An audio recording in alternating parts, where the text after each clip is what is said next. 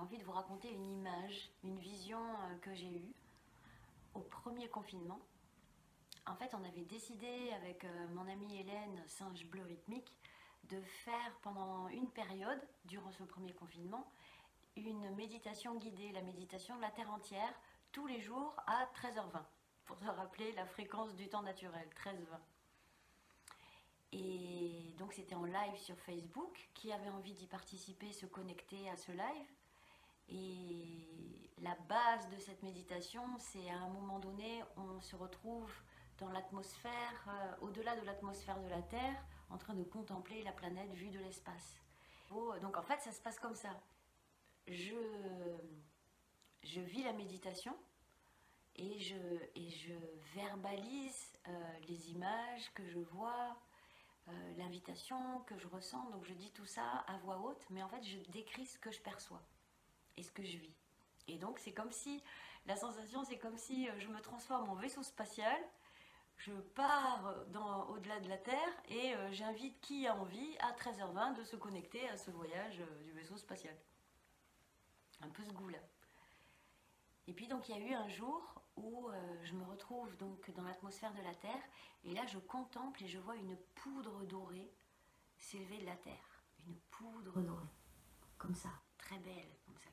Et c'est la première fois que je vois ça et je regarde, je me pose, je me demande qu'est-ce que c'est et à un moment je comprends qu'en fait je suis en train de regarder toutes les prières des gens en train de prier sur la planète. Et c'est genre, waouh, il y a tant de gens qui prient et c'est tellement beau cette poudre dorée. Jusqu'à présent je suis en silence et donc à un moment donné je dis à voix haute, imaginons ou visualisons une poudre dorée qui s'élève comme ça de cette planète, qui remplit son atmosphère. Et cette poudre dorée, c'est la manifestation de toutes les prières qu'il y a aux quatre coins de la planète. Et donc, dans l'esprit, unissons-nous à ces prières pour faire advenir le meilleur pour notre humanité et pour notre Terre. Puis voilà, la méditation se poursuit. Je reviens, on éteint le live. Et ensuite, j'ai au téléphone ma sœur et mon amie Hélène, qui toutes les deux me disent qu'elles ont vu cette poudre dorée avant que je le verbalise à voix haute. Et donc ça a validé. Et j'ai envie de partager ça avec vous pour vous dire, c'est immense les prières. On ne le sait pas, mais c'est immense. Et bien évidemment, si ça crée cette poudre dorée que l'on peut percevoir, ce sont des prières du cœur. C'est pas des prières de grenouilles de bénitier ou de trucs comme ça qui sont sans âme en fait. C'est vraiment des prières qui viennent du cœur et c'est immense. Dans les milliards de gens qu'il y a sur cette planète, c'est immense le nombre de gens qui prient. Et j'ai envie de joindre à cette histoire un deuxième récit qui m'est arrivé il y a une quinzaine d'années, à l'époque où j'étais encore CPE en collège.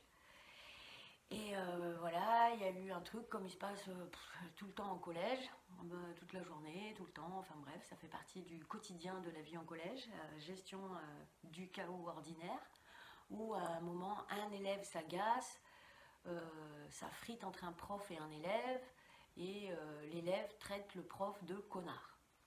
Branle-bas de combat, plainte, conseil de discipline, trabadia, machin. Il faut savoir qu'un conseil de discipline en établissement scolaire, pour ceux qui ne connaissent pas, c'est vraiment un tribunal, c'est très formel. Il y a des courriers recommandés qui sont envoyés, il y a les représentants des parents d'élèves, représentants des élèves, représentants du conseil d'administration, représentants de quelqu'un du conseil général. Enfin, il y a tout un tas de gens comme ça et ça fait une grande table. Et puis, bien évidemment, le prof en question, l'élève en question, les parents de l'élève en question. Et la CPE. Donc j'y suis. Et voilà, ça arrive.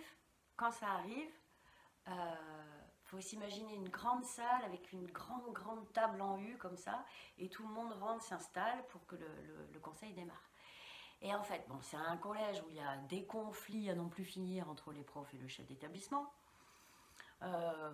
Voilà, bazar son nom, comme il y en a dans plein d'établissements scolaires. Et quand ça démarre, quand tout le monde s'installe et rentre dans la pièce où ce conseil va avoir lieu, tout de suite ça part en cacahuète. La mère arrive, elle est moitié hystérique. Elle a juste envie de défoncer tout le monde. Quand on voit l'attitude de la mère, on comprend que l'enfant, puis on comprend qu'il peut être un peu en vrac, cet enfant-là, mais bon. Et, et c'est hyper puissant, tout le monde est énervé, tout le monde se chauffe, le prof se chauffe. Voilà, en même temps, c'est un prof, régulièrement, il y a des soucis comme ça, quoi. Régulièrement, il y a un mot de travers, régulièrement, il y a les élèves sont exclus, les élèves détestent ce prof, le trouvent tout pourri, enfin bref, ça, voilà, un quotidien de collège. Et, euh, et en fait, très rapidement, quand ça démarre, je regarde la scène et je me dis, mon Dieu, ils vont en venir aux mains en fait. À un moment donné, il y en a un, il va en prendre un autre pour taper sur l'autre. Il y a une atmosphère de violence qui est là, qui électrique, etc. Il y a tout le monde qui commence à monter dans les tours, à se lancer des regards haineux. Et vraiment, je vois le truc partir. Je me dis, dans 2 minutes, s'il se passe rien, on en vient aux mains. Et je suis là, oh mon Dieu, mais pas du tout envie de vivre ça. Enfin, ça, so what? Me vient spontanément une prière. À l'intérieur, je me mets spontanément à prier en mode, mon Dieu, est-ce qu'on peut avoir un coup de main pour pas que ça se termine en pugilat, quoi. Por favor. Et donc, cette prière qui vient du cœur, elle est lancée dans un élan de, oh là là, mais mon Dieu. Et à ce moment-là, c'est comme si, tout à coup, je vois une armée d'anges descendre et un ange qui vient se placer derrière chaque personne, un ange debout qui vient se placer derrière chaque personne. Et je vois le truc, je suis là, waouh, ah ouais. Et à ce moment-là, poum, l'atmosphère change, et là on rentre dans le conseil. Voilà, il est reproché à tel élève d'avoir fait ça pour tel truc, la défense, patati patata, les arguments, les trucs machin, gna gna gna. Et là ça se passe comme ça. Et puis au final, on demande à l'enfant et à ses parents de sortir de la salle pendant que ça délibère, truc bidule. Et puis ils reviennent et on dit, ben voilà, l'enfant sera exclu une semaine avec un truc un devoir à faire ou je sais pas trop quoi, enfin voilà. Et puis rompez, messieurs, tout le monde peut partir. Et là, ça, tout le monde se lève et je vois tous ces anges. Donc je sais pas, on est un conseil de discipline, on est au moins une quinzaine de personnes, un truc comme ça. Facile, peut-être un peu plus même. Ouais. Et là, hop, je vois tous ces gens repartir de là d'où ils étaient venus. Et puis tout le monde s'en va. Et là, dans la cour, au moment, le prof pète un plomb. Une semaine, mais c'est pas assez. Et c'est genre, ok, bon, ce qui est fait, n'est plus à faire, etc. Donc voilà, c'est un jour aussi initiatique pour moi où j'ai pu percevoir. Je perçois pas, je passe pas mon temps à voir les anges, les fées, les elfes comme certaines personnes, les auras, etc. C'est à des moments précis où là je vois. Et là, ce moment-là, il fallait que je le voie parce que je recevais un enseignement. Et donc ça dit, ah, nous sommes pleins autour de cette planète à prier. Deux, nous ne sommes pas tout seuls. Et en fait, il y a une armée d'anges avec nous pour peu que notre prière soit sincère, soit faite pour le bien commun. Ces êtres-là, lumineux, sont là et nous aident à transformer l'énergie. Et on en a tellement besoin, puisque là, il y a tellement cet égrégore de peur, de chaos, d'aberration, etc. Ça fait comme une espèce de cloche et on se retrouve comme si on doit se battre à l'intérieur de la boîte dans un récit et une manière de percevoir le monde d'une manière purement matérialiste, dominante, enfin bref, on le voit bien maintenant.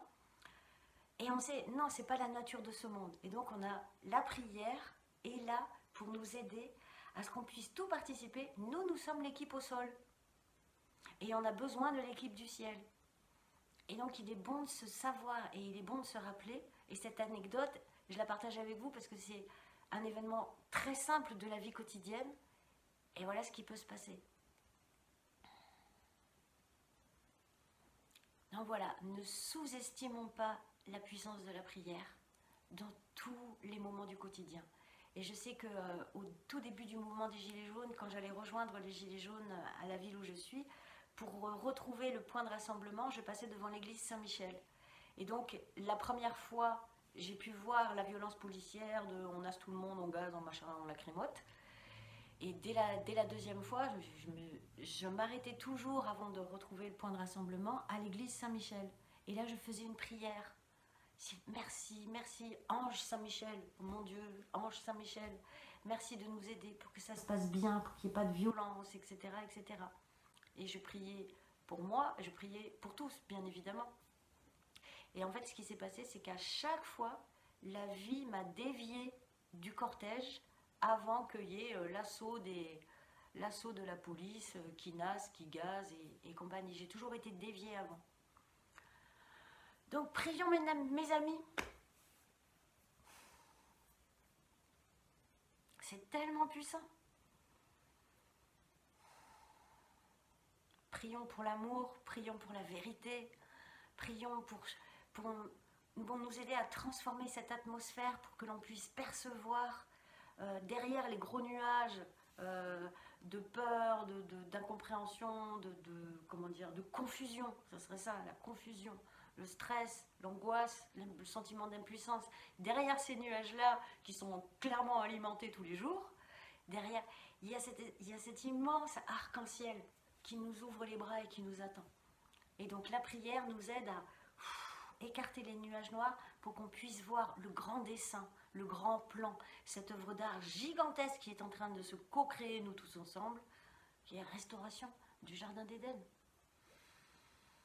Et donc on peut prier pour tout. On peut prier pour être protégé, pour être soutenu, pour être aidé, pour passer sous les radars de la censure, de la répression. Prions, on peut prier pour tout. Et voir, et garder un cœur ouvert et voir comment la vie répond. Comment la vie répond à nos prières. Quelle tournure ça prend. Comment nous sommes soutenus. Et nous sommes vraiment invités à ressentir ça dans le quotidien. Et plus nous sommes nombreux, et plus cette vague, en fait, elle est puissante. Et elle peut dissoudre ces égrégores de peur. Et ça nous aide aussi à garder un alignement et à garder une fréquence élevée. C'est toujours ne pas succomber au virus de la peur. Ne pas succomber au virus de la colère.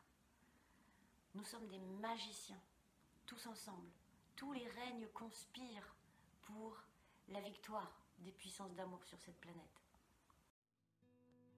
Elle me dit, est-ce que vous vous rappelez qui vous êtes? Est-ce que vous vous rappelez? Il y a en vous un secret. Vous êtes seul.